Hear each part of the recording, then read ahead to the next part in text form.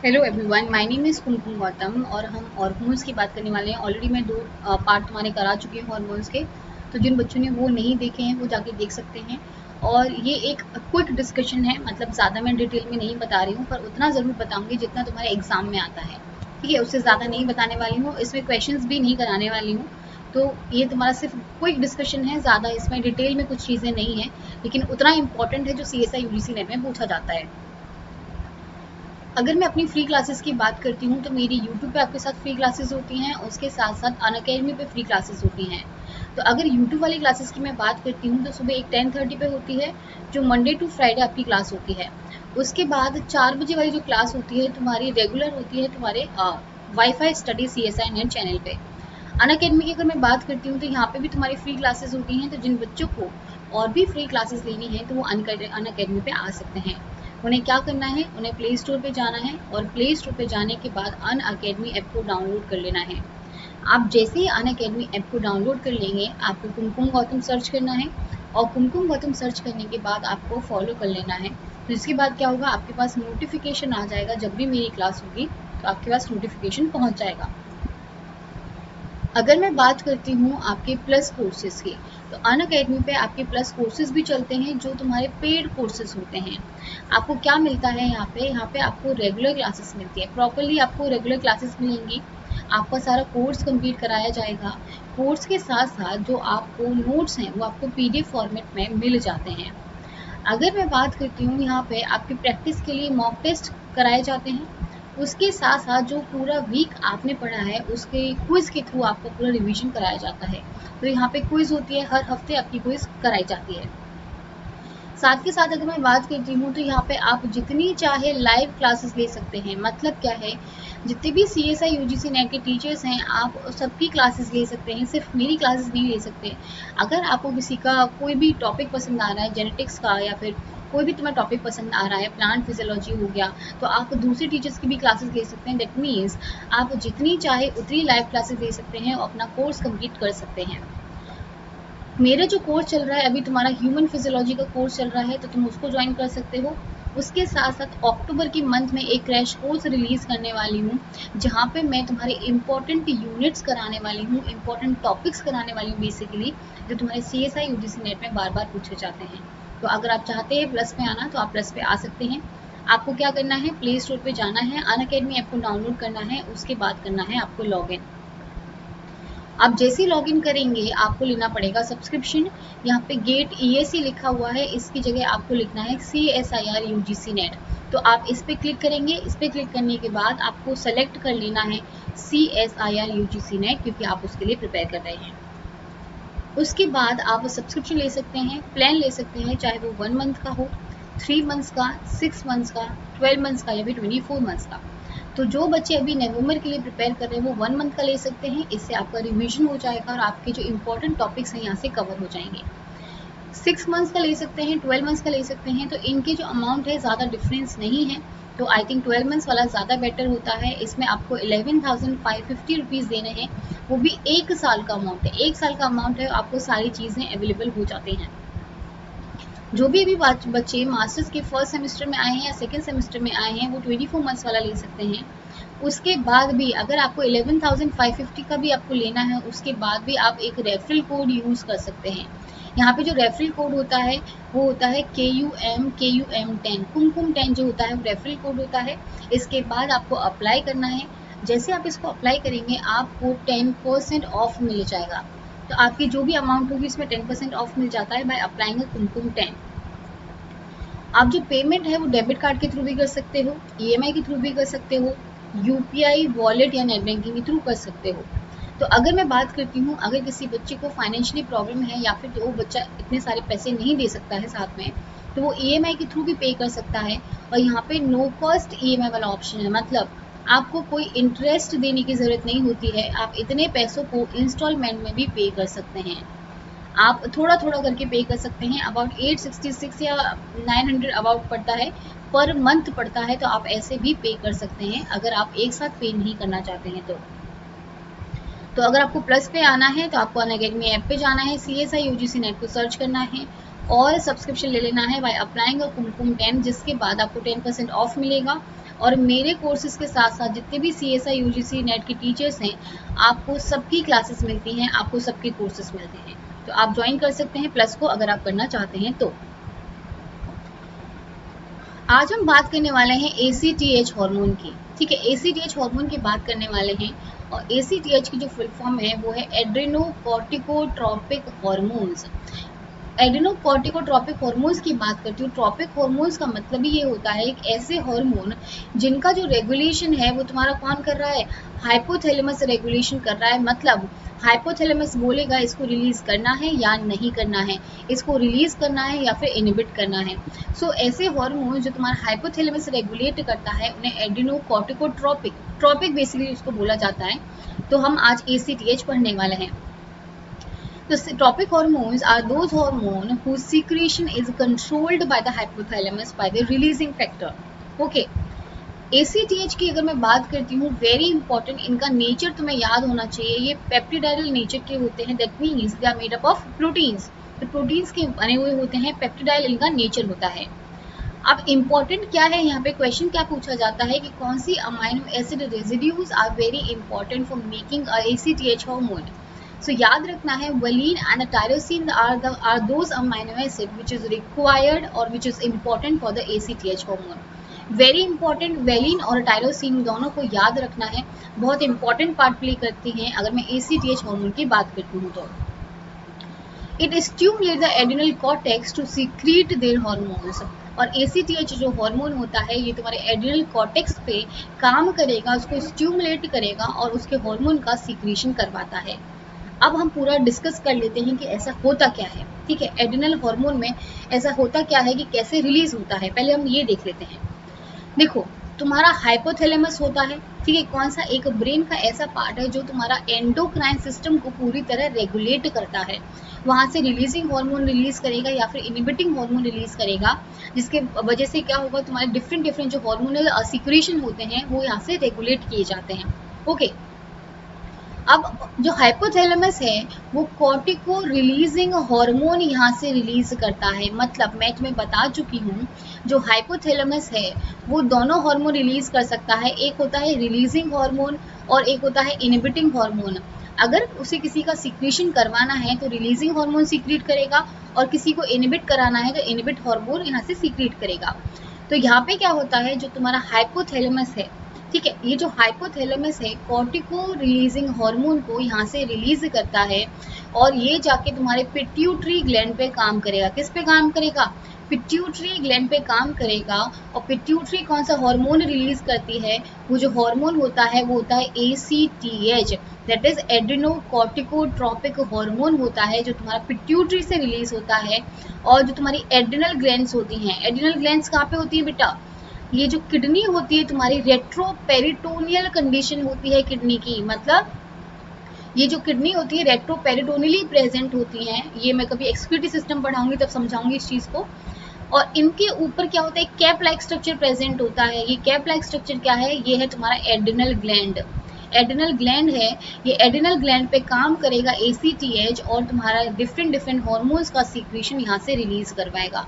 तो very important याद रखना है, हाइपोथैलेमस क्या करेगा, कॉर्टिको रिलीजिंग हार्मोन यहाँ से सीक्रेट करेगा, ये तुम्हारे पिट्यूटरी ग्लैंड पे काम करेगा, वहाँ से ACTH निकलेगा और ACTH तुम्हारे एड्रिनल ग्लैंड पे काम करेगा, जो तुम्हारे किडनी के ऊपर प्रेजेंट होती हैं। वेरी इंपॉर्टेंट, ध्यान में रखना है क्या हो रहा है इधर।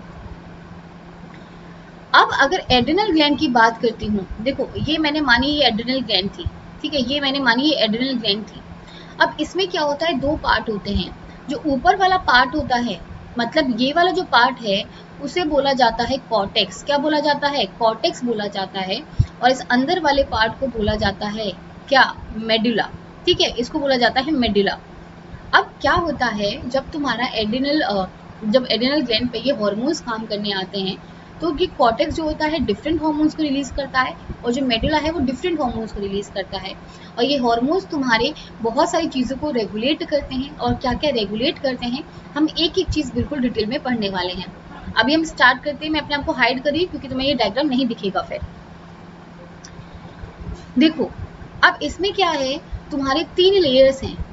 ऊपर वाला क्या हो गया, कॉर्टेक्स हो गया, ठीक है, कॉर्टेक्स हो गया। अंदर वाला क्या हो गया, मेडुला हो गया। अगर तुम कॉर्टेक्स की बात करते हो तो ये 3 लेयर्स उसमें प्रेजेंट होती हैं, फर्स्ट, सेकेंड और थर्ड, 3 लेयर्स प्रेजेंट होती हैं। अगर अंदर वाली लेयर की बात करूँ, सबसे अंदर जो है, सबसे अंदर कौन सी है, ऑरेंज वाली जो है, ये जो होती है उसको बोला जाता है जोना रेटिकुलरिस। क्या बोला जाता है, जोना रेटिकुलरिस बोला जाता है बिल्कुल अंदर वाली को। अब बीच वाली आएगी, बीच वाली को क्या बोला जाएगा, बीच वाली को बोला जाएगा जोना फेसिकुलेटा। क्या बोला जा रहा है, जोना फेसिकुलेटा जो है तुम्हारी बीच वाली को बोला जा रहा है। अब ये जो लास्ट वाली तुम्हारी बिल्कुल कॉर्टेक्स वाले रीजन की जो सबसे लास्ट वाली है उसे बोला जाता है zona glomerulosa. Zona glomerulosa, zona fasciculata, zona reticularis, ये तीनों की तीनों तुम्हें लेयर याद होनी चाहिए, वेरी इंपॉर्टेंट, इससे क्वेश्चन आते ही आते हैं। ओके, अब ये तीनों की तीनों जो डिफरेंट डिफरेंट तुम्हारी लेयर्स हैं, डिफरेंट डिफरेंट हॉर्मोन्स रिलीज करती हैं। सबसे ज्यादा जो इम्पोर्टेंट है ये तुम्हारा है, ठीक है, जो पहला है जोना ग्लोमेरुलोसा वाला वो इम्पोर्टेंट है, और फेसिकुलेटा वाला इम्पोर्टेंट है, और थर्ड वाले को याद रखना है थोड़ा बहुत। जोना रेटिकुलरिस की बात करती हूँ तो ये बनाता है तुम्हारा एंड्रोजन हार्मोन। क्या बना रहा है, एंड्रोजन हार्मोन बना रहा है। और फेसिकुलेटा की अगर मैं बात करती हूँ तो ये फॉर्म करते हैं ग्लूकोकॉर्टिकॉइड्स। ग्लूकोकॉर्टिकॉइड्स फॉर्म होते हैं अगर जोना फेसिकुलेटा की बात करती हूँ तो। उसके बाद तुम्हारे जोना ग्लोमेरुलोसा से बनते हैं मिनरलोकॉर्टिकॉइड। वेरी इंपॉर्टेंट, याद रखना है कौन सी लेयर क्या बना रही है। तो ऊपर वाले से याद रखो, तुमने कुछ खाया, तुमने कुछ पिया जिसमें मिनरल्स थे, मिनरल्स जैसे एब्जॉर्ब हो जाएंगे, फिर क्या करोगे तुम, ग्लूकोज की एक बोतल पियोगे। पहले तुमने मिनरल खाया, उसके बाद ग्लूकोज की एक बोतल पी, और उसके बाद तुम्हारा एंड्रोजन का रिलीज हुआ। तो ऐसे याद रखो, ऐसे याद रहेगा। और ऊपर से याद रखो जोना ग्लोमेरुलोसा, ठीक है, जेड का जी, जी के बाद क्या आता है एफ, और उसके बाद क्या आता है आर। तो ऐसे याद रखो इसको, और उसके बाद तुम्हें हॉर्मोन्स को ऐसे याद रखना है, वेरी इंपॉर्टेंट, याद रखना है इन चीजों को। अब क्या होता है, क्वेश्चन कभी कभी ये आ जाता है कि जो तुम्हारे कॉर्टेक्स के जो हॉर्मोन्स हैं, या फिर जो कॉर्टेक्स की जो लेयर है बेसिकली, ये 80 to 90% मीजोडर्मल ओरिजिन से फॉर्म होती हैं। किससे फॉर्म हो रही है, मीजोडर्म जो होती है तुम्हारी जो सेकेंड लेयर होती है, उससे तुम्हारा इसका फॉर्मेशन होता है। तो ध्यान में रखना इस चीज को। अब आते हैं बीच वाली लेयर पे, ठीक है, बीच वाला क्या है, बीच वाला जो पार्ट है उसे बोला जाता है मेडुला, उसको बोला जाता है मेडुला। और मेडुला हार्मोन जो रिलीज करता है उसको बोला जाता है कैटिकोलामाइंस। कैटिकोलामाइंस में जो आते हैं वो आते हैं तुम्हारे एपिनेफ्रिन और नॉर एपिनेफ्रिन। तो जो तुम्हारा बिल्कुल बीच वाली जो वो चीज है, जो बीच वाला तुम्हारा रीजन है which is a medulla region, use to produce a catecholamines, जिसमें क्या होता है, एपिनेफ्रिन होता है और नॉर एपिनेफ्रिन होता है। एंड रिमेंबर द ओरिजिन क्या है, 10 to 20% जो होता है न्यूरो एक्टोडर्म ओरिजिन होता है। तो इसको ध्यान रखना है कि कहाँ से ओरिजिन हो रहा है और कौन सी लेयर कौन सा हार्मोन सीक्रेट कर रही है। तो ये चीज ध्यान में रखनी है। चलो, और मैं अपने आप को शो कर रही हूँ। अब बात करते हैं हम कॉर्टेक्स के हार्मोन की, और पहले वाले हार्मोन की बात करते हैं जो तुम्हारा जोना ग्लोमेरुलोसा से जो फॉर्म होता है विच इज मिनरलोकॉर्टिकॉइड की बात करते हैं। अब मिनरलोकॉर्टिकॉइड की अगर मैं बात करती हूँ तो very important, it includes aldosterone which is a cholesterol precursor. ठीक है, तो जो कोलेस्ट्रॉल होता है वो तुम्हारा एल्डोस्टेरोन बनाने में काम करता है, और इसीलिए इसको प्रिकर्सर बोला जा रहा है। दैट मीन्स जो एल्डोस्टेरोन हो गया है तुम्हारा स्टेरॉयडल नेचर का हो चुका है। क्यों, क्योंकि कोलेस्ट्रॉल से फॉर्म हो रहा है। अगर कोई चीज कोलेस्ट्रॉल से फॉर्म होती है तो वो स्टेरॉयडल नेचर की होने वाली है। सेकेंड जो हार्मोन होता है वो होता है डिऑक्सी कॉर्टिकोस्टेरोन, वेरी इंपॉर्टेंट। अब दो चीजें बताऊंगी, कंफ्यूज नहीं होना है। यहाँ पे एल्डोस्टेरोन भी है और डिऑक्सी कॉर्टिकोस्टेरोन भी है। इसको तुम्हें कॉर्टिकोस्टेरोन या फिर कॉर्टिसोल से कंफ्यूज नहीं होना है। ये जो कंडीशन है वो डिऑक्सी वाली है, और डिऑक्सी वाली जो कंडीशन है तुम्हारी मिनरलोकॉर्टिकॉइड में आती है। तो वेरी इंपॉर्टेंट, ध्यान में रखना इस चीज को। Now, this hormone help in maintaining the body salt and water level, which in turn regulate the blood pressure. देखो क्या होता है, अगर मैं तुम्हें यहाँ पे समझाऊं कि अगर माना तुम्हारा ब्लड प्रेशर बहुत कम हो गया है और ब्लड वॉल्यूम तुम्हारा कम हो गया है, एक चीज हमेशा याद रखना, सोडियम आयन का जो भाई है, भाई नहीं, सोडियम आयन का जो प्यार है वो है तुम्हारा वाटर। ठीक है। तो जहाँ पे भी सोडियम आयन होगा वहाँ पे वाटर होगा, और जहाँ पे वाटर होगा वहाँ पे सोडियम आयन होगा। तो साथ में दोनों चीज़ें काम करते हैं, साथ में एक दूसरे के साथ मिलके सारा काम करते हैं। जहाँ पे भी दिखेगा कि अरे सोडियम आयन तो वहाँ जा रहा है, तो वाटर भी उसके पीछे पीछे चला जाता है। तो इन दोनों का जो साथ है बहुत लंबा लंबा साथ है, तो इसको ध्यान में रखना है। तो मैंने माना कि ब्लड प्रेशर तुम्हारा कम हो गया है, मतलब तुम्हारे जो सोडियम आयन की कॉन्सेंट्रेशन है वो यहाँ पे कम हो चुकी है, और इसके साथ साथ क्या हो जाएगा, ब्लड वॉल्यूम कम हो जाएगा, मतलब वाटर का रीएब्जॉर्प्शन जो है वो ऑलरेडी कम हो चुका है। ठीक है। अगर ऐसी कंडीशन आ जाती है, मतलब क्या हुआ, मेरा ब्लड प्रेशर बहुत डाउन हो गया है, उसके साथ साथ मेरा ब्लड वॉल्यूम डाउन हो चुका है। अब क्या होता है, यहाँ से तुम्हारा एल्डोस्टेरॉन रिलीज होता है, कहाँ से, किडनी से। किडनी के ऊपर जो एड्रिनल ग्लैंड है वहाँ से तुम्हारा एल्डोस्टेरॉन रिलीज होता है, और किडनी भी रिलीज करती है तुम्हारा एल्डोस्टेरॉन। ये एल्डोस्टेरॉन करता क्या है, ये तुम्हारे सोडियम आयन का रीएब्जॉर्प्शन का इंक्रीज कर देता है, मतलब सोडियम आयन के रीएब्जॉर्प्शन को इंक्रीज कर देगा। अगर सोडियम आयन तुम्हारा बचने लग जाएगा, इसके साथ साथ क्या बचने लग जाएगा, वाटर भी इसी के साथ पीछे पीछे आ जाएगा, और क्या हो जाएगा, तुम्हारा ब्लड वॉल्यूम तुम्हारा नॉर्मल हो जाएगा, और ब्लड प्रेशर भी तुम्हारा प्रॉपरली रेगुलेट हो जाएगा। तो ये एल्डोस्टेरॉन का काम होता है जो तुम्हारा मिनरलोकॉर्टिकॉइड से रिलीज होने वाला है। Without the aldosterone the kidney loses excessive amount of salt. क्यों? क्योंकि अगर एल्डोस्टेरॉन नहीं होगा तो तुम्हारे सोडियम आयन का रीएब्जॉर्प्शन जो होगा वो नहीं हो पाएगा। अगर उसका रीएब्जॉर्प्शन नहीं हो पाएगा तो वो कैसे करेगा, वो तुम्हारा यूरिन के थ्रू यहाँ से निकल जाएगा, सोडियम आयन रिलीज हो जाएंगे तुम्हारी बॉडी के, और उसके साथ साथ तुम्हारा वाटर चला जाएगा। तो तुम्हारी बॉडी में क्या होगा, ब्लड प्रेशर तो होगा वो लो हो जाएगा, ब्लड वॉल्यूम कम हो जाएगा, तुम्हारी जो बॉडी होगी वो डिहाइड्रेटेड कंडीशन में आ जाएगी। तो एल्डोस्टेरोन अगर नहीं होगा तो बहुत बुरी वाली फंक्शन हो जाएगा, तुम्हारा यूरिन के थ्रू बहुत सारा सोडियम आयन वहां से निकलना स्टार्ट हो जाएगा। इसीलिए क्या बोला जाता है, इसको बोला जाता है सॉल्ट रिटेनिंग हार्मोन। क्यों? क्योंकि ये तुम्हारे सॉल्ट को बचा के रखता है, उसका रीएब्जॉर्प्शन करके रखता है, उसको यूरिन के थ्रू निकलने नहीं देता है। अगर तुम्हारा सोडियम रिटेन रहेगा, अगर तुम्हारा सोडियम बचा हुआ रहेगा, तो तुम्हारा ब्लड प्रेशर जो है वो भी मेंटेन रहने वाला है, वो भी मेंटेन रहने वाला है। तो ये काम होता है तुम्हारे एल्डोस्टेरॉन का। एल्डोस्टेरॉन बेसिकली क्या करता है, तुम्हारे सोडियम और क्लोराइड आयन का रीएब्जॉर्प्शन कराता है, और पोटेशियम आयन का रिलीज करवाता है, पोटेशियम आयन का रिलीज करवाता है। तो वेरी इंपॉर्टेंट, अगर मैं तुम्हें थोड़ा डिटेल में बताऊं या फिर तो मैं एक्सक्रीटरी सिस्टम वाले टाइम पे बता दूंगी, जो रास सिस्टम है तुम्हारा, रास सिस्टम जो है वो भी ऐसे ही काम करता है। तो बेसिकली होता क्या है, थोड़ा बहुत समझा देती हूँ। तुम्हारा सोडियम आयन का कॉन्सेंट्रेशन कम हो गया, मतलब ब्लड प्रेशर कम हो चुका है और ब्लड वॉल्यूम कम हो चुका है। जब ब्लड प्रेशर या ब्लड वॉल्यूम कम हो जाता है तो तुम्हारी जो रेनिन हार्मोन है कहाँ से निकलता है, किडनी से निकलता है। ये जो रेनिन हार्मोन है तुम्हारा एंजियोटेंसिनोजन पे काम करता है। किस पे काम कर रहा है, एंजियोटेंसिनोजन पे काम करता है, और उसको एंजियोटेंसिन फर्स्ट में कन्वर्ट करेगा, देन सेकेंड में कन्वर्ट करेगा, और ये तुम्हारा एल्डोस्टेरोन को भी एक्टिवेट करता है। और ये एल्डोस्टेरोन तुम्हारा क्या करता है, ये तुम्हारे सोडियम का एक्सक्रीशन को कम करेगा और सोडियम के रीएब्जॉर्प्शन को इंक्रीज कर देगा। साथ साथ क्लोराइड आयन के एब्जॉर्प्शन को भी इंक्रीज कर देता है, लेकिन पोटेशियम आयन का दुश्मन है ये, तो दुश्मन है तो इसको बाहर निकालना पड़ेगा, तो यूरिन के थ्रू इसको बाहर निकाल दिया जाता है। तो ये होता है तुम्हारा एल्डोस्टेरोन का पूरा, ज़्यादा डिटेल में नहीं बताया है, बस इतना ध्यान में रखना। सेकेंड आते हैं ग्लूकोकॉर्टिकॉइड। अगर ग्लूकोकॉर्टिकॉइड की बात करती हूँ तो यहाँ से बहुत बार क्वेश्चन आया हुआ है, और मैंने काफ़ी बार 10:30 वाली जब क्लास होती है तो मैंने काफ़ी बार क्वेश्चन कराया है।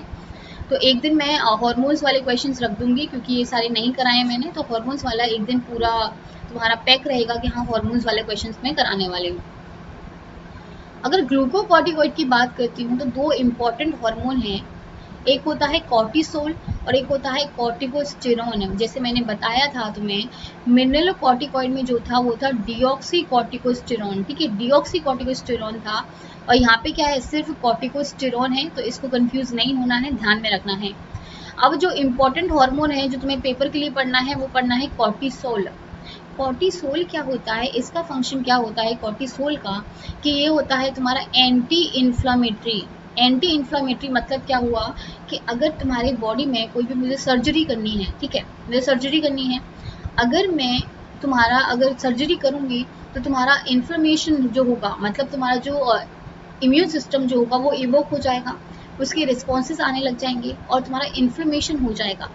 अब क्या होगा, इस इन्फ्लेमेशन से बचाने के लिए मैं कॉर्टिसोल दे सकती हूँ। क्यों?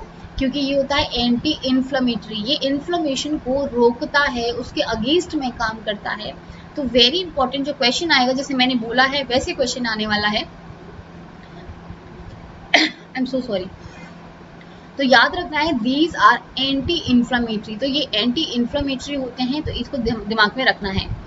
दीज आर इम्यूनोसप्रेसिव ड्रग्स, मतलब क्या हुआ, जब तुम्हें इम्यून सिस्टम को सप्रेस करना है, अगर तुम चाहते हो कि तुम्हारे लिम्फोसाइट तुम्हारे कम बने, जो तुम्हारे जो WBCs हैं अगर वो कम बने, तो तुम्हें कौन सा ड्रग देना पड़ेगा, तुम्हें कॉर्टिसोल देना पड़ेगा, क्योंकि जो कॉर्टिसोल होता है वो तुम्हारा WBCs का प्रोडक्शन कम कर देता है। दैट मीन्स तुम्हारे इम्यून सिस्टम को क्या कर देता है, सप्रेस कर देता है। और अगर इम्यून सिस्टम तुम्हारा सप्रेस हो जाएगा तो नॉर्मली जो तुम्हारी बॉडी में जो एंटीबॉडीज फॉर्म होने वाली थी, जो different different complement factors form होने वाले थे, जो साइटोकाइंस एक्टिवेट होने वाली थी, उनका जो प्रोडक्शन है वो बिल्कुल कम हो जाएगा। तो अगर किसी पेशेंट को तुम्हें क्या करना होता है, उसके इम्यून सिस्टम को डाउन करना होता है फॉर एनी सर्जरी और समथिंग, तो क्या होना, तो तुम्हें कॉर्टिसोल उसको देना होता है। कॉर्टिसोल से क्या होता है, उसका जो इम्यून सिस्टम है वो तुम्हारा सप्रेस हो जाता है। तो जो क्वेश्चन आएगा यहाँ से बहुत इंपॉर्टेंट क्वेश्चन आने वाला है, तो यहाँ से आता है तो ध्यान में रखना है कि क्या मैंने समझाया है तुम्हें। थर्ड वाले पे बात करते हैं, तो ये होते हैं सेक्स स्टेरॉइड्स। अब सेक्स स्टेरॉइड्स की बात करूं तो उसमें एक आता है तुम्हारा oestrogen, very important, and androgen. ठीक है, तो ये दोनों के दोनों जो हार्मोन है तुम्हारे सेक्स स्टेरॉइड्स हैं, जो तुम्हारा एड्रिनल ग्लैंड जो होता है वो भी तुम्हारा सीक्रेट करता है। अगर तुमने सुना हो कि जो मेल्स होते हैं उनमें भी तुम्हारा ईस्ट्रोजन का सीक्रेशन होता है, लेकिन इतना अमाउंट में नहीं होता, क्योंकि यहाँ पे इनहिबिट जो होता है उसको इनहिबिट करके रखता है। तो अगर किसी की बॉडी में, मेल्स की बॉडी में जो एड्रिनल ग्लैंड्स होती हैं, अगर ईस्ट्रोजन का सीक्रेशन थोड़ा ज़्यादा कर देती हैं, तो उसमें फीमेल के कैरेक्टरिस्टिक थोड़े बहुत आ जाते हैं, थोड़े बहुत हवा में दिखेगा। तो ईस्ट्रोजन का जो सीक्रेशन होता है वो तुम्हारा खाली ओवरी या फिर तुम्हारे गोनेडल हार्मोन से नहीं होता है, बल्कि एड्रिनल ग्लैंड जो है वो भी तुम्हारा ईस्ट्रोजन का सीक्रेशन करती है। तो इसको ध्यान में रखना है। Male sex hormones mainly dihydroepiandrosterone, which is DHEA, very important, and testosterone. All have weak effects but play a role in early development of the male sex organs in childhood and the female body hair during puberty. तो ये सारे hormone का यहाँ पे secretion होता है, sex steroids basically form होते हैं, और इनका जो प्रिकर्सर है वो भी प्रिकर्सर बाबा कौन है, वो भी प्रिकर्सर बाबा है तुम्हारी कोलेस्टेरॉल। तो जितने भी सेक्स स्टेरॉइड्स फॉर्म होते हैं कोलेस्ट्रॉल से फॉर्म होते हैं, इसलिए ये सारे के सारे स्टेरॉइडल नेचर के होते हैं। तो ये भी तुम्हें दिमाग में रखना है एक बार। अब आते हैं मेडुला हार्मोन्स पे। अगर तुम्हें पीछे मैंने बताया था बीच वाला जो पार्ट है वो तुम्हारा क्या है, मेडुला वाला पार्ट है। और मेडुला जो होता है तुम्हारा एक जो हार्मोन रिलीज करता है उसका नाम है कैटिकोलामाइंस। कैटिकोलामाइंस जो होता है उनको रिलीज करवाता है। अब याद रखना है जो तुमने एड्रिनल वाले जो सेक्स स्टेरॉइड्स वाले पढ़े वो कैसे थे, स्टेरॉइडल नेचर के थे। अगर तुम मेडुला वाले हार्मोन्स की बात करोगे, जो कैटेकोलामाइंस जो रिलीज होते हैं वो जो नेचर होता है उनका अमाइन नेचर होता है, मतलब ये अमाइनो एसिड से बने होंगे तो अमाइन नेचर होता है, तो इसको ध्यान में रखना है। अब ये कैटेकोलामाइंस जो होते हैं इसके पास जो हार्मोन्स प्रेजेंट होते हैं, एक होता है एड्रेनलिन या फिर एपिनेफ्रिन, या फिर होता है nor adrenaline, that is nor epinephrine. तो ये जो हार्मोन्स होते हैं यहाँ पे पाए जाते हैं, एड्रेनलिन हो गया, नॉन एड्रेनलिन हो गया, और थोड़े से अमाउंट में डोपामीन पाया जाता है, विच इज़ वेरी इंपॉर्टेंट। अब कैसे फॉर्म होंगे ये मैं समझा दूंगी। तो एड्रेनलिन, नॉन एड्रेनलिन, डोपामीन, ये सारे के सारे तुम्हारे पाए जाते हैं, ये कैटेकोलामाइंस के अंदर आते हैं। ये डिफरेंट डिफरेंट जो हार्मोन्स है तुम्हारा कैटेकोलामाइंस, हम उनको मिलकर साथ में कह देते हैं। अब ये जो हार्मोन्स होते हैं वो रिस्पॉन्सिबल होते हैं FFF, that is flight, fight और फियर। जब तुम्हें बहुत ज़्यादा डर लग रहा है या फिर जब तुम जब ऐसी कंडीशन में हो जहाँ पे तुम्हें फाइट करनी है, इस कंडीशन में जो होता है तुम्हारा एड्रेनलिन रिलीज होता है, फिर नॉर एड्रेनलिन रिलीज होता है। तो एड्रेनलिन रिलीज हो जाएगा या फिर नॉर एड्रेनलिन रिलीज हो जाएगा, विच इज एपिनेफ्रिन और नॉर एपिनेफ्रिन जो होता है वो तुम्हारे रिलीज हो सकते हैं। I am so sorry, I think tongue twist कर रही है मेरी। अब ये जो होते हैं इमरजेंसी हार्मोन्स होते हैं, बेसिकली क्या होता है कि अगर मैं बहुत ज़्यादा फियर वाली कंडीशन में हूँ, या फिर मैं बहुत डरी हुई हूँ, या फिर मेरे एग्जाम के ऊपर प्रेशर है, या फिर एंजाइटी हो रखी है, उस टाइम पे क्या होता है, ये एपिनेफ्रिन और नॉर एपिनेफ्रिन हार्मोन्स का रिलीज हो जाते हैं तुम्हारी बॉडी से। मेडुला हार्मोन्स हैं, ये तुम्हारे एड्रिनल ग्लैंड से रिलीज हो जाएंगे और अपना डिफरेंट डिफरेंट इफेक्ट शो करते हैं। बेसिकली करते क्या है, तुम्हारे सिंपैथेटिक जो सिस्टम है उसको एक्टिवेट कर देते हैं, ठीक है, उसको एक्टिवेट कर देते हैं, जिसकी वजह से ये डाउन रेगुलेट कर देंगे पैरासिम्पैथेटिक के सिक्रीशन को। जो पैरासिम्पैथेटिक जो होगा उसको डाउन रेगुलेट कर देंगे, और तुम्हारा जो डाइजेस्टिव सिस्टम होता है वो प्रॉपरली डाइजेशन नहीं कर पाता है, वो स्लो डाइजेशन करता है, तो ये इनका इफेक्ट हो जाता है एक। ओके, ये क्या करते हैं, तुम्हारे ब्लड ग्लूकोज का लेवल जो है वो इंक्रीज कर देंगे। अगर ब्लड के ग्लूकोज का लेवल इंक्रीज करना है, मतलब तुम्हारा ग्लाइकोजिनोलाइसिस भी कराएंगे, मतलब ग्लाइकोजिन का ब्रेकडाउन कराएंगे इनटू द ग्लूकोज। सो याद रखना है, क्योंकि तुम्हारा बहुत फ्लाइट और फियर वाली कंडीशन है, दैट मीन्स तुम्हारा बहुत वैसी वाली कंडीशन हो चुकी है जहाँ पे तुम्हें एनर्जी चाहिए।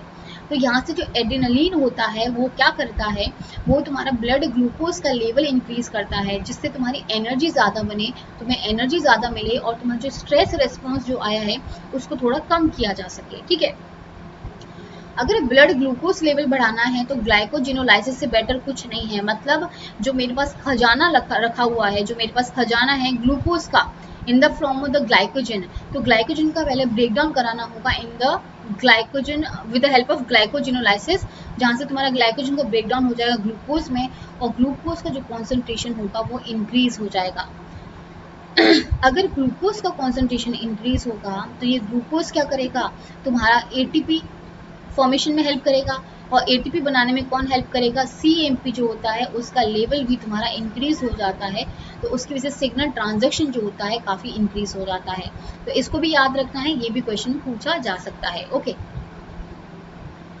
अब हम एक बार देख लेते हैं कि कैटेकोलामाइन्स जो होते हैं उनका सिंथेसिस कैसे होता है, क्योंकि अगर क्वेश्चन आएगा तो एक बार देखने में कोई बुराई नहीं है, तो इसको एक बार देख लेते हैं। जो तुम्हारा फिनाइल एलेनिन अमाइनो एसिड होता है, मैं करा चुकी हूँ ये सारी की सारी। फिनाइल एलेनिन जो अमाइनो एसिड होता है वो तुम्हारा ये अमाइनो एसिड हो गया। अब क्या होता है, एक हाइड्रोक्सीलेज एंजाइम काम करती है, मतलब एक हाइड्रोक्सीलेज एंजाइम काम करेगी यहाँ पे, और फिनाइल एलेनिन जो हाइड्रोक्सीलेज होगी उसको कन्वर्ट कर देती है एल टायरोसिन में, एल टायरोसिन में कन्वर्ट कर देगी तुम्हारे फिनाइल एलेनिन हाइड्रोक्सीलेज। ओके, अब हाइड्रोक्सीलेज है, मतलब क्या हुआ, OH का तुम्हारा एडिशन होगा, OH का एडिशन होता है, तो जो OH का एडिशन होता है वो इस वाले पोजीशन पे हो जाता है, मतलब यहाँ पे तुम्हारा जो पोजीशन है यहाँ पे तुम्हारा OH का एडिशन हो जाता है। फिनाइल एलेनिन था और एल टायरोसिन बन गया। अब मैंने तुम्हें बताया इसका जो प्रिकर्सर होता है, प्रिकर्सर जो होता है टायरोसिन माना जाता है, लेकिन टायरोसिन बन किससे रहा है, फिनाइल एलेनिन से बन रहा है, तो इस चीज को ध्यान में रखना है। अब तुम्हारा एल टायरोसिन फॉर्म हो गया। एल टायरोसिन फॉर्म होने के बाद तुम्हारा OH यहाँ पे प्रेजेंट था, OH यहाँ पे प्रेजेंट था, तुम्हारी टायरोसिन हाइड्रोक्सीलेज एंजाइम आती है। अब फिर से एक और हाइड्रोक्सीलेज आई है, मतलब क्या हुआ, फिर से एक और OH ऐड होने वाला है, तो यहाँ पे तुम्हारा एक और OH ऐड हो जाता है। अब कितने OH हो गए, 1 और 2, 2 हो गए, तुम्हारे 2 OH हो गए। अब क्या होता है, जब तुम्हारे एल टायरोसिन से जब एक OH और हेड हो जाता है तो तुम्हारा फॉर्म होता है एल डोपा। एल क्या है, तुम्हारा लीवो रोटेटरी वाला जो चीज़ है वो है, और एल डोपा यहाँ पे फॉर्म हो जाता है। वेरी इंपॉर्टेंट, एल डोपा यहाँ पे तुम्हारा फॉर्म हो जाता है। अब जो एंजाइम काम करती है वो काम करती है L aromatic amino acid D carboxylase.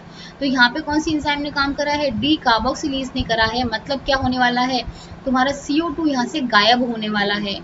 अब CO2 कौन सा गायब होगा, जो यहाँ पे COOH जो लगा हुआ था, यहाँ का जो CO2 है वो गायब हो जाएगा।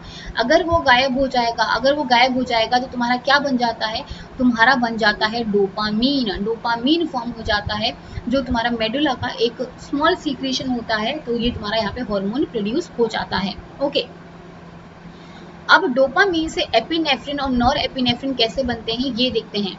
डोपामीन पे बीटा हाइड्रोक्सीलेज काम करती है, मतलब बीटा कार्बन पे तुम्हारा क्या होगा, बीटा कार्बन पे OH तुम्हारा ऐड हो जाएगा, बीटा कार्बन पे OH ऐड हो जाएगा। दैट मीन्स डोपामीन से यहाँ पे तुम्हारा बीटा कार्बन कौन सा है, बीटा कार्बन है ये वाला, तो यहाँ पे क्या होगा तुम्हारा OH यहाँ पे ऐड हो जाता है, मतलब ये बना देता है नॉर एपिनेफ्रिन। ये नॉर एपिनेफ्रिन बनने के बाद में जो एंजाइम काम करती है वो काम करती है मिथाइल ट्रांसफेरेजेज, फिनाइल इथेनॉल अमीन एन मिथाइल ट्रांसफेरेजेज, मतलब इथेनॉल अमीन एन मिथाइल ट्रांसफेरेज काम कर रही है। तो यहाँ पे क्या होता है तुम्हारा, यहाँ से OH का एक तो रिमूवल होगा, एक यहाँ पे जो OH था O था उसका रिमूवल होगा, और तुम्हारा यहाँ पे N वाली पोजीशन पे तुम्हारा एक मिथाइल ग्रुप आके ऐड हो जाता है। तो वेरी इंपॉर्टेंट, एपिनेफ्रिन कैसे फॉर्म होता है तो पता होना चाहिए। पहले तुम्हारा फिनाइल एलेनिन होता है, उसमें एक OH ग्रुप ऐड होता है तो तुम्हारा एल टायरोसिन फॉर्म हो जाता है, एल टायरोसिन में फिर से एक और OH ऐड होता है तो तुम्हारा एल डोपा फॉर्म हो जाता है। अब डोपा कैसे बनता है, डोपामीन कैसे बनेगा, तुम्हारा CO2 का यहाँ से रिमूवल कराना पड़ेगा तो डोपामीन बन जाएगा। डोपामीन बन गया, क्यों, CO2 को क्यों रिमूव कराया, अमीन बनाना था तो अमीन बनाने के लिए CO2 को भगाना पड़ेगा। डोपामीन बनने के बाद में तुम्हारा क्या होगा, बीटा हाइड्रोक्सिलेज होता है, मतलब बीटा पोजीशन पे OH आके ऐड हो जाएगा तो क्या बनेगा, नॉर एपिनेफ्रिन फॉर्म हो जाएगा। और लास्ट वाली पोजीशन पे क्या होता है, एन मिथाइल अमीन यहाँ पे ऐड हो जाता है और O जो होता है वो तुम्हारा यहाँ से रिलीज हो जाता है। तो ये जो हमारा एपिनेफ्रिन होता है इसको ध्यान में रखना है, वेरी इंपॉर्टेंट। अगर मैं फिजियोलॉजिकल एक्शंस की बात करती हूँ एपिनेफ्रिन की, तो बहुत ज़्यादा इंपॉर्टेंट फंक्शन पार्ट प्ले करता है एपिनेफ्रिन, क्योंकि तुम्हारा एपिनेफ्रिन जो है तुम्हारा जब भी तुम्हें स्ट्रेस वाली कंडीशन आ रही है, फियर वाली कंडीशन आ रही है, तो उस टाइम पे ये काम करता है। तो ये क्या करेगा, तुम्हारा CMP का जो लेवल है उसको इंक्रीज करेगा, क्योंकि अगर CMP का लेवल अच्छा खासा होगा तुम्हारा सिग्नल ट्रांसडक्शन में हेल्प करेगा और तुम्हारा ATP जो होता है अच्छे से यहाँ से फॉर्म होने लग जाता है। टैग का मोबिलाइजेशन कराएगा, क्यों, अगर तुम्हारा टैग का मोबिलाइजेशन होगा तो मतलब तुम्हारा मोनोसेक्राइड्स में सॉरी मोनो मोनोग्लिसराइड्स में टूटेगा, साथ साथ फैटी एसिड्स में टूटेगा, जहां से वो एनर्जी प्रोवाइड कर सकता है ग्लूकोनियोजेनेसिस के थ्रू। तो ये जो एपिनेफ्रिन होता है बेसिकली ग्लूकोज बनाने में हेल्प करता है, और ग्लूकोज जितना बनेगा तुम्हारा उतना ही तुम्हारा एनर्जी फॉर्म हो जाएगी, और उतनी ही अगर तुम्हें एनर्जी मिलेगी उतना ही तुम एक्टिव हो पाओगे।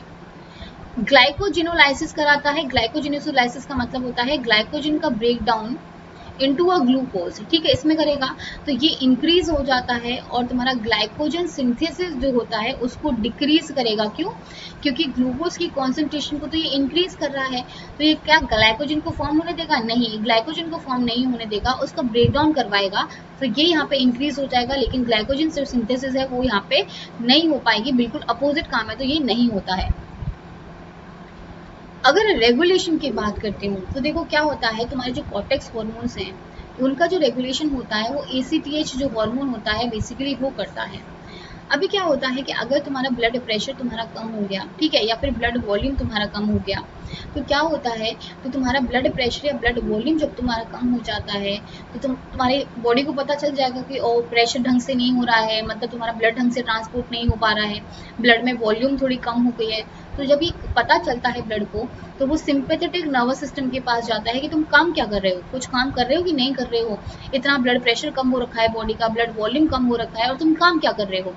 तो सिंपैथेटिक नर्वस सिस्टम बिल्कुल ऐसे हो जाएगा कि ओ मुझे काम करना था, शिट मुझे हार्मोन निकलवाने थे, तो वो क्या बोलता है तुम्हारा, अब हाइपोथैलेमस को इफेक्ट बोलता है कि हाँ तुम जाके रिलीज करवाओ उस चीज़ को, तो वहाँ से वो रिलीज होके आता है कॉर्टिको रिलीजिंग हार्मोन, फिर ACTH आता है, और ACTH तुम्हारे किस पे काम करेगा, एडिनल ग्लैंड पे आके काम करेगा, और रेनिन और एंजियोटेंसिन का अपना जो सिक्रीशन है उसको प्रमोट करेगा, क्यों, क्योंकि तुम्हें एल्डोस्टेरॉन वहाँ से फॉर्म करवाना है, तो एल्डोस्टेरॉन का जो सिक्रीशन है फिर इंक्रीज होगा, और इंक्रीज होने के बाद उसको काम पे लगाया जाएगा, और सोडियम आयन का जो रीएब्जॉर्प्शन है उसको इंक्रीज कर दिया जाएगा, जिसकी वजह से तुम्हारा वाटर का रीएब्जॉर्प्शन इंक्रीज हो जाएगा, तुम्हारे क्लोराइड आयन इंक्रीज हो जाएंगे, लेकिन फर्स्ट जो के पॉजिटिव आयन्स होते हैं वो तुम्हारे रिलीज हो जाते हैं बॉडी में। तो ये चीज़ ध्यान रखनी है कि कैसे तुम्हारा रेगुलेशन हो रहा है। यहाँ से क्वेश्चन बेटा बी सेक्शन में बनते ही बनते हैं, एक थायराइड वाले और एडिनल वाले, इतने फेवरेट हैं लोगों के कि हमेशा क्वेश्चन पूछे जाते हैं इस चीज़ से, तो इस चीज़ को ध्यान में रखना है कि थायराइड वाला कौन सा है और तुम्हारा एडिनल वाला कौन सा है, वेरी इंपॉर्टेंट। अगर हाइपोसीक्रेशन की बात करती हूँ, ठीक है, हाइपोसीक्रेशन की बात करती हूँ, मतलब क्या हुआ, जब तुम्हारा एड्रिनल ग्लैंड का जब सीक्रेशन जो होता है काफ़ी कम होता है, मतलब एड्रिनल ग्लैंड अपना सीक्रेशन कम दे रही है, एल्डोस्टेरॉन तुम्हारा कम फॉर्मेशन हो रहा है, डिफरेंट डिफरेंट जो हार्मोन्स हैं उनका अगर सीक्रेशन कम हो जाता है तो हाइपो का मतलब ही होता है सीक्रेशन जब कम होता है, हाइपो मतलब low amount of secretion of adrenal gland can cause Addison's disease और Conn's disease. Very important, very important. इसको याद कैसे रखना है, आदि और कौन, ठीक है, आदि कौन है, मैं अपने घर पे आती हूँ और किसी से पूछा जाता है कि आदि कौन है, तो एडिसन्स मतलब या फिर तो एडिडास के शूज के हिसाब से याद रखो, और कोन्स, ठीक है, कोन्स कौन से शूज, ठीक है, ऐसे याद रखो। एडिसन्स और कोन्स कौन से होते हैं, जैसे तुम्हारे पास पैसे कम है, हाँ ऐसे याद रखो, तुम्हारे पास पैसे कम है और तुम शूज की शॉप पे जाते हो और तुमने बोला नहीं मुझे एडिडास के शूज चाहिए, मैं उससे नीचे नहीं लूंगा, लेकिन तुम्हारे पैसे क्या है, पैसे तो कम है बेटा, मतलब हाइपो सीक्रेशन है, तुम्हारे पास पैसे कम है और तुम्हें एडिडास के जो शूज है वो चाहिए। अब तुम कैसे लोगे शूज, तुम्हारे पास तो पैसे ही नहीं है, तो क्या होता है, वो बोलता है तुम कौन हो भाई, तुम कौन हो भाई, तुम पैसे तो कमाओ पहले इतना, तभी तो तुम एडिडास वाले शूज खरीद पाओगे, पहले पैसे कमाओ तब जाके तुम यहाँ पे आना। तो क्या हुआ, जब हाइपो सीक्रेशन होता है, मतलब जब तुम्हारे पास पैसे नहीं होते, तुम शॉप पे जाते हो एडिडास के शूज लेने के लिए, तो एडिसन्स को ऐसे याद रखना है, फिर वो बोलेगा बेटा भाई कौन हो तुम, पहले पैसे तो कमाओ, तो कौन सा डिजीज, ऐसे याद रखो हाइपो सीक्रेशन को। वेरी इंपॉर्टेंट, यहाँ से क्वेश्चन आता है, तो इस चीज को ध्यान में रखना है। सेकेंड आता है hyper secretion can cause, hyper मतलब हो गया बहुत ज़्यादा सीक्रेशन हो चुका है, तुम्हारा जो ब्लड प्रेशर है बहुत इंक्रीज हो चुका है, ब्लड वॉल्यूम बहुत इंक्रीज हो चुका है, तो तुम्हारा बहुत ज़्यादा सीक्रेशन हो चुका है। इस कंडीशन में क्या होता है, जैसे तुम कुशन लगाते हो, ठीक है, क्वेश्चन जो होता है उसमें बहुत सारी कॉटन फिल होती है, उसका हाइपर सीक्रेशन होता है, तो कुशिंग सिंड्रोम याद रखना है। कुशिंग का मतलब है तुम बहुत आरामदायक है, मतलब बहुत ज़्यादा इसमें कॉटन जो है फिल हुई है, तो हाइपर सीक्रेशन जब होता है कुशिंग सिंड्रोम होगा, या फिर हाइपर एल्डोस्टेरोनिज्म होगा, या फिर एडेनोजेनेटल सिंड्रोम होगा।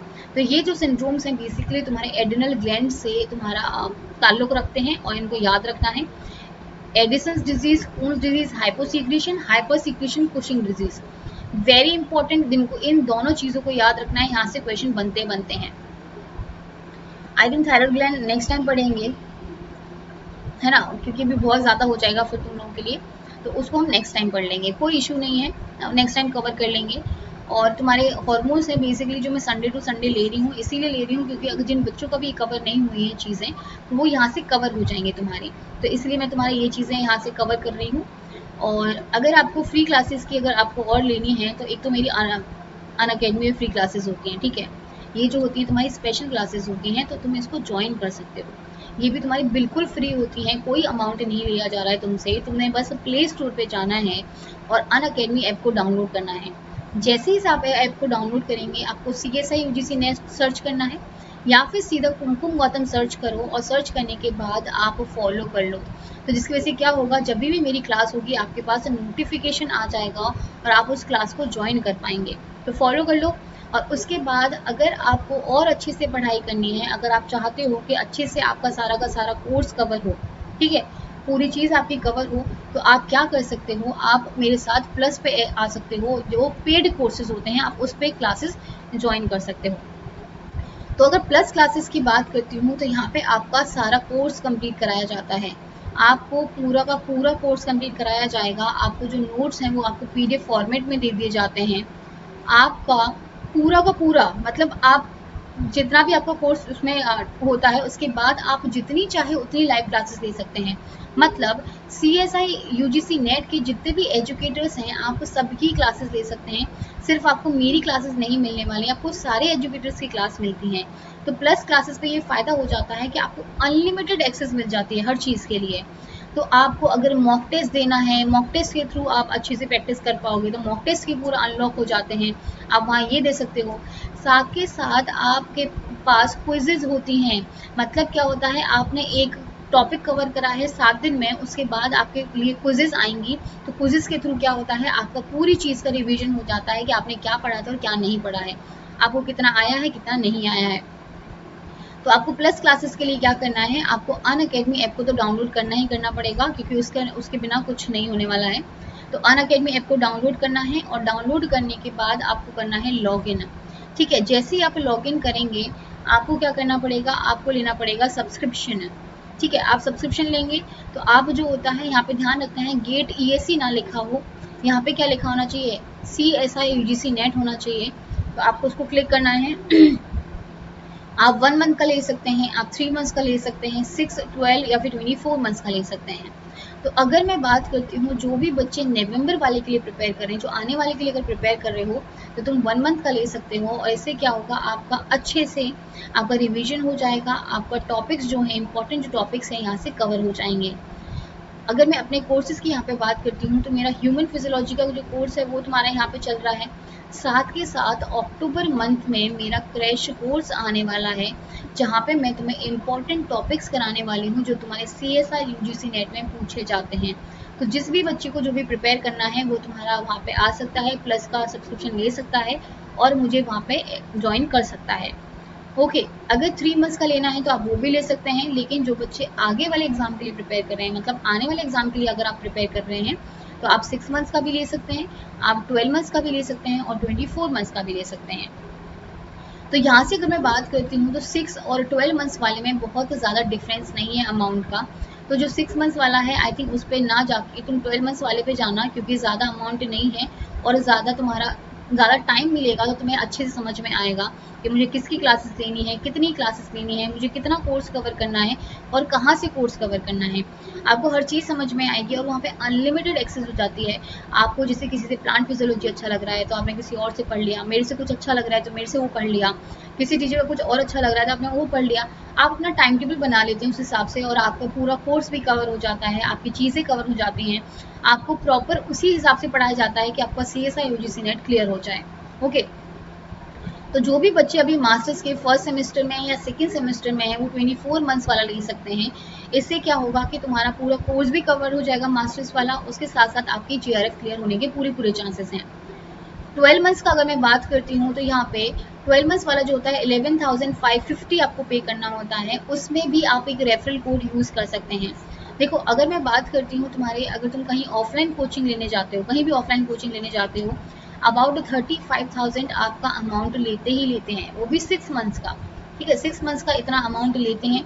उसके बाद भी आपको प्रॉपर क्लासेस यहाँ पे प्रोवाइड नहीं कराई जाती हैं, 2-2 घंटे क्लासेस होती हैं। ज़्यादा आपको एक्सेस भी नहीं मिलती है। उसके बाद आपके अगर घर के पास वहाँ पे नहीं है ऑफलाइन कोचिंग तो आपको बाहर जाना पड़ेगा। बाहर जाना पड़ेगा, तुम्हें रेंट का भी अमाउंट देना पड़ेगा, तो बहुत महंगा पड़ जाता है वो चीज़। तो तुम यहाँ पे घर बैठे तुम्हें अच्छा खासा 10,000 का तुम्हें पूरा पैकेज मिल रहा है, इवन टीचर्स भी तुम्हें अच्छे से मिल रहे हैं। और मैं भी तुम्हें काफ़ी टाइम से पढ़ा रही हूँ, बहुत सारे टीचर्स हैं, आप सबके डेमो देख सकते हो। ऐसा नहीं कि सिर्फ मेरा ही देखना है, आप सबके डेमो देख सकते हो। और वहाँ पे क्या होता है, आप अनअकैडमी ज्वाइन कर सकते हो। आपको यहाँ पे जो रेफरल कोड अप्लाई करना है वो रेफरल कोड ध्यान रखना है, जिसकी वजह से आपको 10% ऑफ मिल जाएगा। सो KUM 10, तो कुमकुम 10 कोड अप्लाई करना है। कुमकुम 10 कोड अप्लाई करने से क्या होगा, आपको 10% ऑफ मिल जाएगा और आप देन करना है प्रोसीड टू पे। जैसे ही आप 10% कुमकुम 10 अप्लाई करेंगे आपको इंस्टेंट 10% ऑफ मिल जाता है। उसके बाद आप पेमेंट कर सकते हैं, चाहे आप डेबिट कार्ड के थ्रू करें, चाहे EMI के थ्रू करें, चाहे UPI के थ्रू करें, चाहे वॉलेट या फिर नेट बैंकिंग के थ्रू करें। अगर मैं बात करती हूँ यहाँ पे, अगर किसी बच्चे के पास फाइनेंशियली कुछ प्रॉब्लम है या फिर इतना पैसा वो देना नहीं चाहते हैं, या फिर उनको ये है कि 12 मंथ्स का इतना अमाउंट है, तो क्या कर सकते हैं, वो EMI के थ्रू भी पे कर सकते हैं। देखो, EMI में क्या होता है कि आप जो पैसा है वो धीरे धीरे पे करेंगे, मतलब इंस्टॉलमेंट में पे करेंगे। अगर नॉर्मल में किसी पॉलिसी की बोलती हूँ तो वहाँ पे क्या होता है, बहुत एक्स्ट्रा अमाउंट लिया जाता है। लेकिन यहाँ पे नो कॉस्ट EMI वाला चीज़ है, मतलब आपसे कोई भी इंटरेस्ट मांगा ही नहीं जा रहा है, आपको सिर्फ ये अमाउंट पे करना है, वो भी आप इंस्टॉलमेंट में पे कर सकते हैं। अबाउट 866 पर मंथ पड़ता है, तो आप ऐसे भी पे कर सकते हैं अगर आप एक साथ पैसे को नहीं देना चाहते हैं। तो आप अपने हिसाब से देखिए, मैं सिर्फ आपको चीज़ें बता रही हूँ। आपको क्या करना है, अनअकैडमी ऐप पे जाना है। अगर आपको प्लस का सब्सक्रिप्शन लेना है तो आप CSI UGC नेट को सर्च कर सकते हैं, उसके बाद सब्सक्रिप्शन ले सकते हैं। इससे क्या होगा, सब्सक्रिप्शन लेने के बाद आपको अनलिमिटेड एक्सेस मिलेगा लाइव क्लासेस का, आपका रेगुलर आपको पढ़ाया जाएगा, आपको कोर्स कंप्लीट कराया जाएगा, जो नोट्स हैं आपको PDF फॉर्मेट में मिल जाएंगे, मॉक टेस्ट हो गया और तुम्हारा बहुत सारे मोस्ट एक्सपेक्टेड क्वेश्चंस हो गए, प्रीवियस ईयर क्वेश्चंस हो गए, तो सबका रिवीजन कराया जाता है। आपको जो कोड अप्लाई करना है वो यूज़ करना है कुमकुम 10, KUM 10 कोड अप्लाई करना है, जिसके बाद आपको 10% ऑफ मिल जाएगा। और मेरी क्लासेस के साथ साथ जितने भी तुम्हारे CSI UGC नेट के जितने भी तुम्हारे टीचर्स हैं, आपको सबकी क्लासेस मिलती हैं। और इम्पॉर्टेंट चीज़, अगर आपको मेरी अनअकैडमी पे स्पेशल क्लासेस ज्वाइन करनी है, फ्री क्लासेस ज्वाइन करनी है, तो आप वो भी ज्वाइन कर सकते हैं। आप बस कुमकुम गौतम सर्च करिएगा, आपको वहाँ पे मिलेगा कुमकुम गौतम, और कुमकुम गौतम सर्च करने के बाद आपको फॉलो कर लेना है। जैसे ही आप फॉलो कर लेंगे, आपके पास नोटिफिकेशन आ जाएगा, जब भी मेरी क्लास होगी तो आप मुझे फॉलो कर सकते हैं और वहाँ पे भी ज्वाइन हो सकते हैं फ्री क्लासेस के लिए। तो अगर आपको वहाँ ज्वाइन होना है तो वेल एंड गुड, अगर प्लस पे आना है तो प्लस पे आना है तो वो भी आ सकते हैं। तो आप आपकी चॉइस है कि आपको करना क्या है। So thank you so much. तो आज मैंने एड्रिनल ग्लैंड तुम्हें कंप्लीट करा दिया है। उसके बाद जो रह गया तुम्हारा थायराइड ग्लैंड रह गया है, और छोटे मोटे थोड़े हॉर्मोन्स रह गए हैं तुम्हारे, वो सारे के सारे मैं कंप्लीट करा दूंगी। एक डायोस्टोन हो गया, जैसे ही सारे सारे हॉर्मोन्स रह गए, तो ये मैं नेक्स्ट टाइम कंप्लीट करा दूंगी अगले संडे को। तो तुम्हारे एग्जाम से पहले, अगर तुम्हारा एग्जाम होता है नवंबर में, उससे पहले जितने भी इंपॉर्टेंट टॉपिक्स मैं करा सकती हूँ उतने मैं सारे के सारे कंप्लीट कराने की पूरी कोशिश कर रही हूँ। और थोड़ा बहुत तुम भी कोशिश करो, अच्छे से पढ़ाई करो, कोई भी इशू आता है मुझसे पूछो। और अगर कोई तुम्हें टॉपिक बोरिंग लग रहा है कि मैम आप ये बोरिंग वाला टॉपिक क्यों पढ़ा रही हो, लेकिन बेटा CSI UGC नेट में कुछ भी आ सकता है, तो अभी बोरिंग लग रहा है, बाद में तुम्हें फिर तुम्हारे मार्क्स भी लेके जा सकता है, तो ध्यान से उसको पढ़ाई भी करनी है। तो किसी भी टॉपिक को बोरिंग या फिर मज़ा नहीं आ रहा है ऐसे नहीं करना है। Okay, so thank you so much everyone, thank you.